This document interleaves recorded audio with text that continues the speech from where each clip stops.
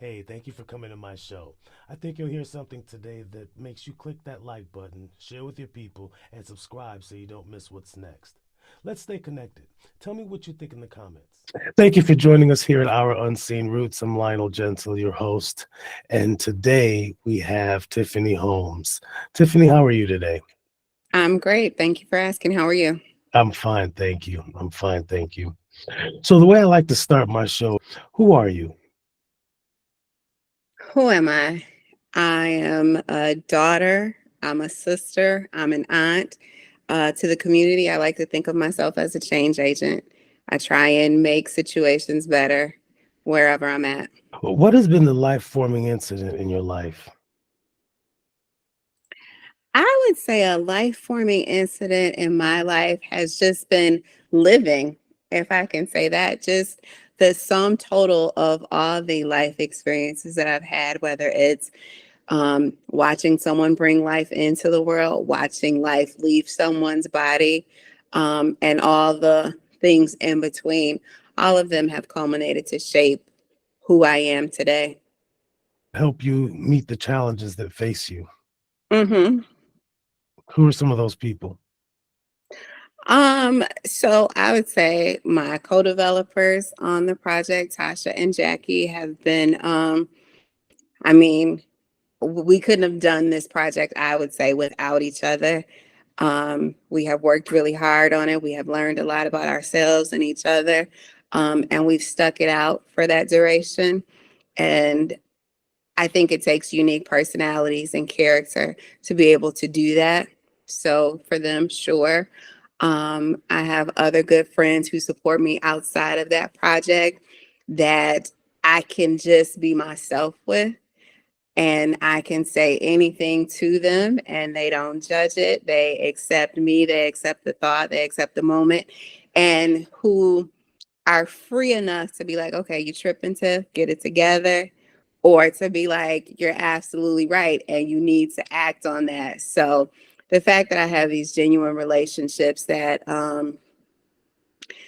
are reciprocal is how I survive. Yeah, yeah, it's so true. It's they calling me day ones. Yes, exactly. Your community do to support you? What can they can honor their word. They can take action on the things they say they believe in. They can spread the word. You know, when we see someone else who's doing something good, we can just share that out. There is enough opportunity for us all to do great work. So we should never um, minimize anyone's great work. We should never take away from it or feel a way that we aren't a part of it. We should all always look to see how can we help amplify and improve whatever good thing someone else is doing so that we can all benefit from it. Yeah, yeah. Now, buys an investment opportunity, doesn't it? How does that work? hmm So, community members can own a piece of the Ox real estate. The minimum investment is $1,000. The maximum investment is $50,000. With that $1,000, you equity in the Ox. And so, as the rents are paid on the building, there's a small return opportunity there. On average, we think based on our projections, it would be around 5%, 5 to 6% a year that someone would receive on that investment. So you won't get rich quick, but it is definitely a better return on your money than a savings account would be. And beyond that, it's an investment in something that benefits the entire community, and that is super beneficial to Black folks. Yeah, yeah. When you so if you say if you can you that's what I wanted to ask. Can you sort of um well, five people will put in, you know 500, or how does it work? You said 1,000 people put in $200 a piece. That's 1,000. Can all five of those people, for that $1,000, go a piece of not buy, but invest in the Hawks? Yes, they can. And so it would have to be people you know and trust Right. because you all would manage that relationship and that fund. But when the group got its $1,000 together, then they would come and say, we want to invest in the Ox. You'd have to decide whose name or if it was going to be formed as an LLC, however that looks, and be able to do that.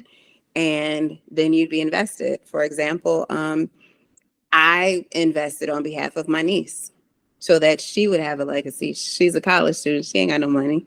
Right. Uh, but I wanted her to have something to look forward to, and to be able to say at 19 years old that she owns a piece of commercial real estate. And so she's got that opportunity now. Yeah, yeah, it's a beautiful thing. Are you also going to be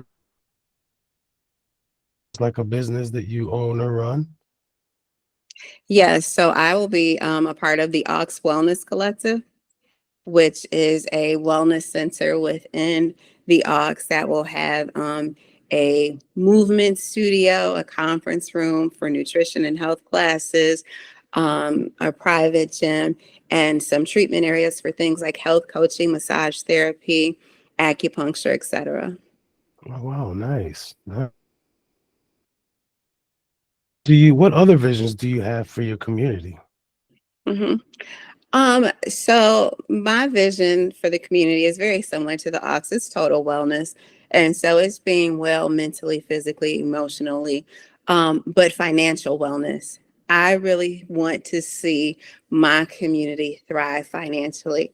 And that may not be filthy rich for everyone, but it means your bills are paid comfortably each month. You've got some money left over. You've got a legacy to leave or an inheritance to leave to a future generation. You have a retirement plan, so you don't have to plan to work for the rest of your life unless you want to. Um, you can travel or enjoy things in life and not just get by. That's what my vision is for my community. Yeah, yeah. It's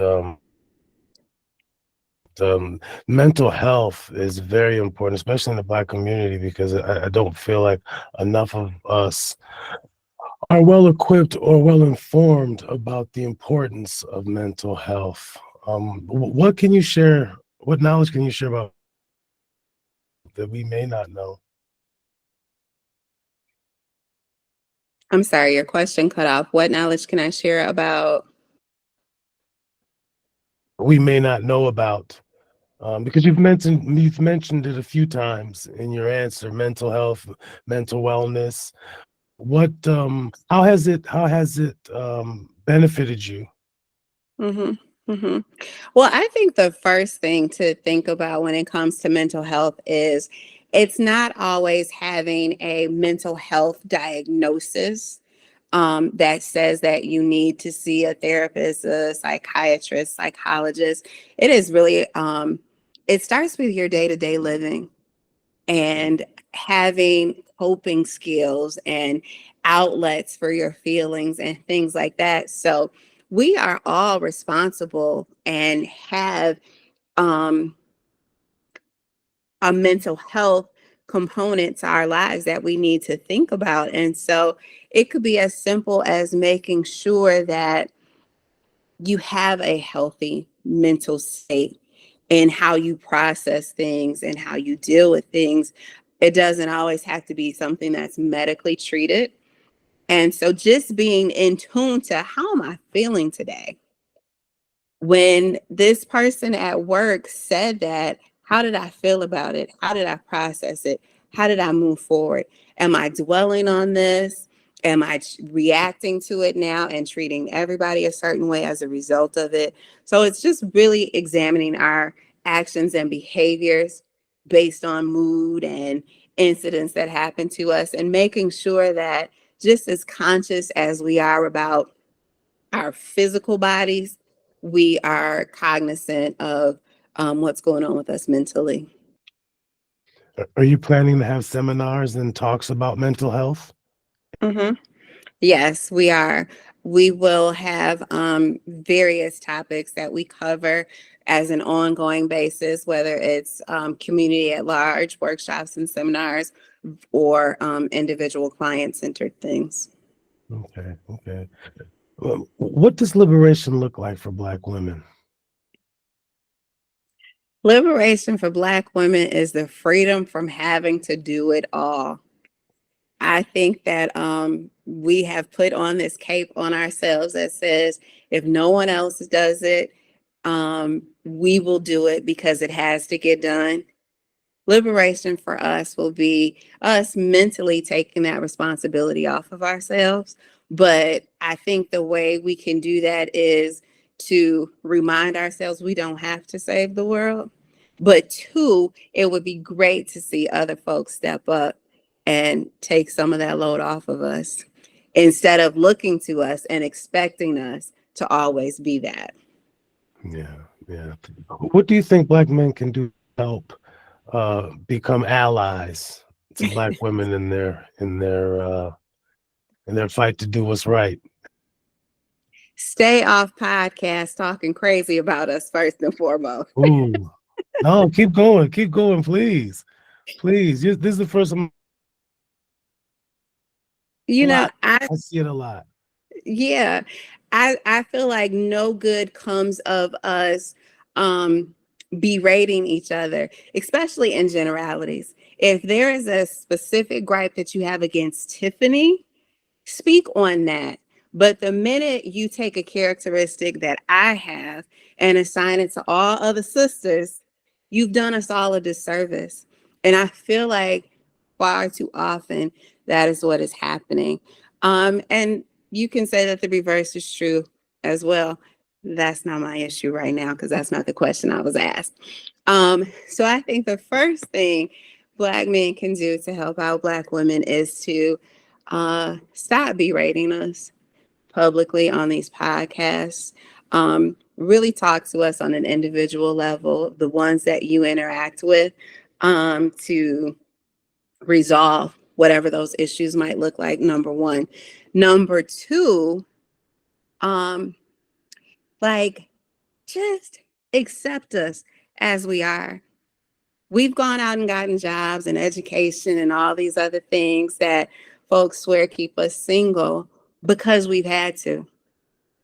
Um, and if we're thriving and excelling in the workplace financially or whatever, I don't see how that's ever a bad thing. That's only a benefit. So accept those things about us. Heck, join us. You know, well, it's not like we've cornered the market on getting those things. So join us in that. I would just say, in summary, be our partners. Be our partners and just look to see how we can work together to make things better. It's not so much about what they bring to the table, what we bring to the table, but here are all the things that we have. Here are our best assets that we collectively have. How do we use them to move forward? And if we focus on that, things can turn around for us, for our community in a very short time Thanks for period. watching. I hope you enjoyed the show. Please like, share, and subscribe. Until next time, let's stay connected.